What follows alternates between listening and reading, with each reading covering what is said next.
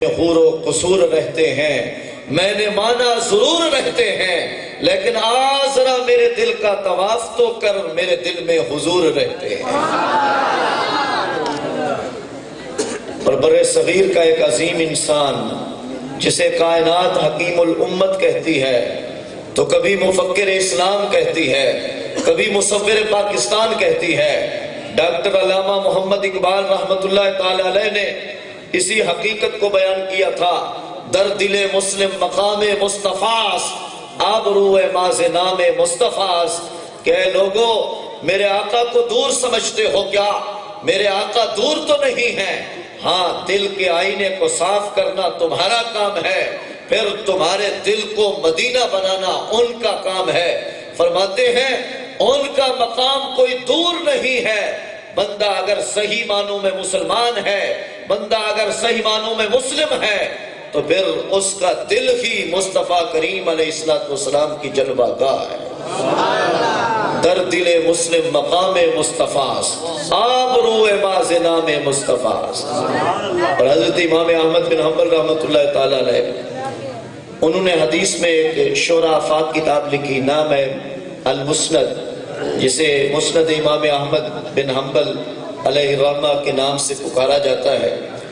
وہ اس میں سند صحیح کے ساتھ ایک حدیث پاک لائے ہیں۔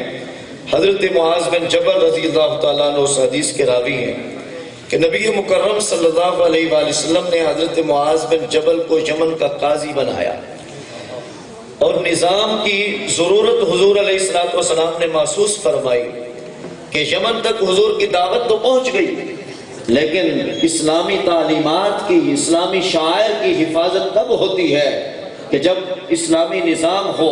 نظام کے اوپر چھتری نہیں ہوگی تو نہ نماز محفوظ ہے، نہ روزہ مؤثر ہے، نہ زکوٰۃ اور حج مؤثر ہے، بلکہ یہ ساری عبادات غیر مؤثر ہو کر رہ جاتی ہیں۔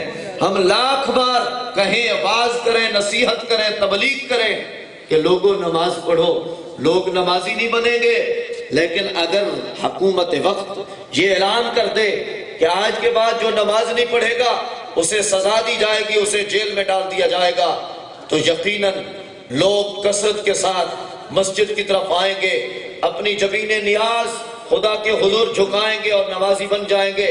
یہ نظام کا فائدہ ہوتا ہے۔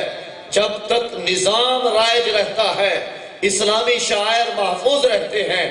اگر نظام کی چھتری اوپر سے ہٹ جائے، اسلامی شعائر کا خاتمہ ہو جاتا ہے، پھر لوگ اسلامی شعائر پر عمل نہیں کرتے ہیں۔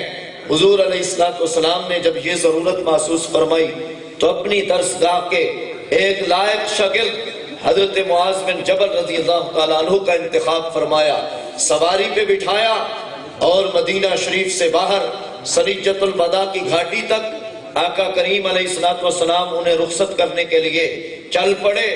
اب حالت یہ ہے کہ حضرت معاذ بن جبل رضی اللہ تعالیٰ عنہ سواری پہ سوار ہیں، اور آقا انعامدار علیہ السلام اپنی شان عاجزی اور انکساری کے ساتھ اس سواری کے نیچے چل رہے ہیں، کائنات کو اپنے عمل سے بتا رہے ہیں کہ اپنے مقرر کردہ ججز اور قاضیوں کا اگر تم نے احترام نہ کیا تو تمہاری رعایا بھی ان کا احترام نہیں کرے گی۔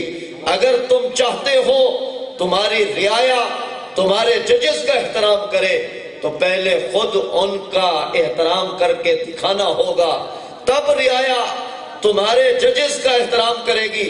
اگر تم خود کہو کہ میں قانون سے مستثنا ہوں، مجھ پہ عدالت کا قانون نہیں لگتا ہے، تو فرمایا کہ پھر تمہاری رعایا بھی تمہارے ججز کے فیصلوں کو تسلیم نہیں کرے گی۔ اگر تم ان کی عزت چاہتے ہو، ان کا احترام اور قانون کا احترام چاہتے ہو، تو پھر اپنے ججز اور قاضیوں کا احترام کرنا ہوگا۔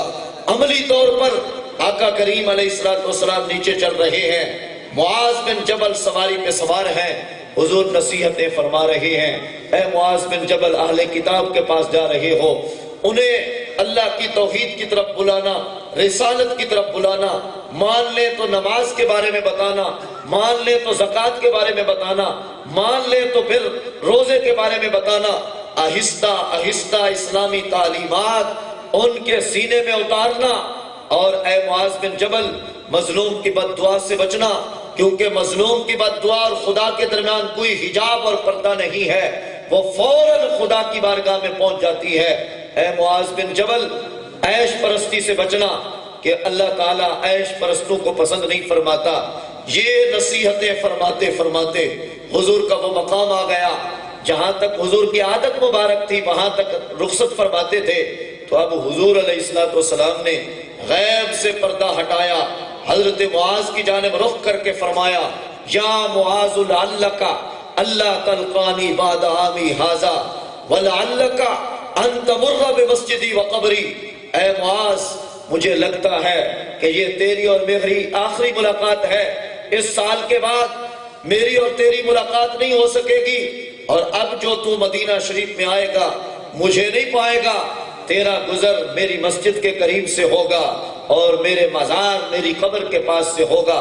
تو اب حضرت معاذ بن جبل رضی اللہ تعالیٰ عنہ عاشق صادق سے پہلے سے مدینہ شریف چھوڑنے کا بڑا غم تھا، لیکن اب اس غم میں مزید اضافہ ہو گیا، وہ غم تازہ ہو گیا۔ تو جو ایک عاشق زار کی حالت ہوتی ہے وہی حالت بن گئی حضرت معاذ بن جبل کی۔ حدیث کے الفاظ ہے فَبَقَى مُعَاذٌ جَشَانْ لِفِرَاقِ رسول اللہ صلی اللہ علیہ وآلہ وسلم۔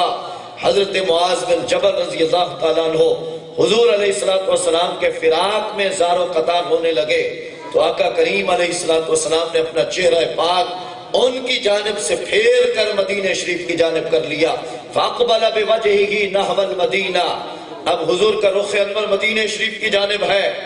تو یہ چہرہ پھیرا اس لیے نہیں تھا کہ حضرت معاذ بن جبل کے رونے کو نہ پسند فرمایا، نہیں، عشق خدا میں رونا بھی عبادت ہے، عشق مصطفیٰ میں رونا بھی عبادت ہے۔ حضرت معاذ بن جبل تو ایک عبادت کر رہے تھے، عبادت کو تو مصطفیٰ نہ پسند نہیں فرما رہے تھے۔ یہ چہرہ موڑا کس لیے؟ مولا علی قاری رحمت اللہ تعالیٰ علیہ نے فرمایا اپنا رخ انور اس لیے پھیرا ہے کہ حضرت معاذ بن جبل کی حالت رو رو کر اس قدر ہو چکی تھی کہ حضور علیہ السلام سے وہ حالت دیکھی نہ جاتی تھی۔ اپنے غلام کی جانب سے رخ پھیر کر دوسری جانب کر کے حضور نے جو تسلی کے الفاظ بولے وہ دل کی تختی پر لکھنے کے قابل ہیں۔ حضور نے فرمایا اِنَّ أَوْلَى النَّاسِ بِالْمُتَّقُونَ مَنْ كَانُوا وَحَيْثُ كَانُوا، فرمایا کہ اے معاذ بن جبل گھبراتے کیوں ہو؟ تمہاری نظر میں یہ مدینہ اور یمن ایک دوسرے سے دور ہیں، تم ان ظاہری دوریوں کو نہ دیکھو، میں تمہیں یہ بشارت دے رہا ہوں کہ جو تقوی والے لوگ ہیں جن کے دل کا آئینہ صاف و شفاف ہوتا ہے، جن کا باطن چمکیلا ہوتا ہے، فرمایا من کانو وحیث کانو، وہ جہاں ہوں جو ہوں، فرمایا وہ مصطفیٰ کے قریب ہوتے ہیں۔ اب ذرا حدیث کے الفاظ پر غور کریں، تسلی تو دینی تھی حضرت معاذ بن جبل کو۔ حضور نے یہ نہیں فرمایا کہ اے معاذ بن جبل تو متقی ہے، تیرے دل کا آئینہ صاف ہے، تیرا باطن چمکیلا ہے، تو جہاں جائے گا میرے قریب ہوگا۔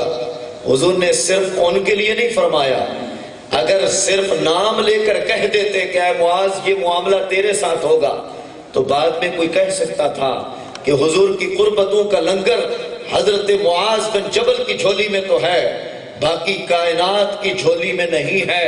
حضور نے جملہ ہی ایسا بولا کہ جس میں اپنے قیامت تک آنے والے غلاموں کو شامل فرمایا۔ اب تسلی صرف حضرت معاذ کے لیے نہیں ہے، قیامت تک آنے والے ہر عاشق کے لیے ہے کہ تو کیا سمجھتا ہے کہ میں تجھ سے دور ہوں؟ نہیں، دل کے آئینے کو صاف کرنا تیرا کام ہے، پھر تیرے دل میں جلوہ فرمانا میں مصطفیٰ کا کام ہے۔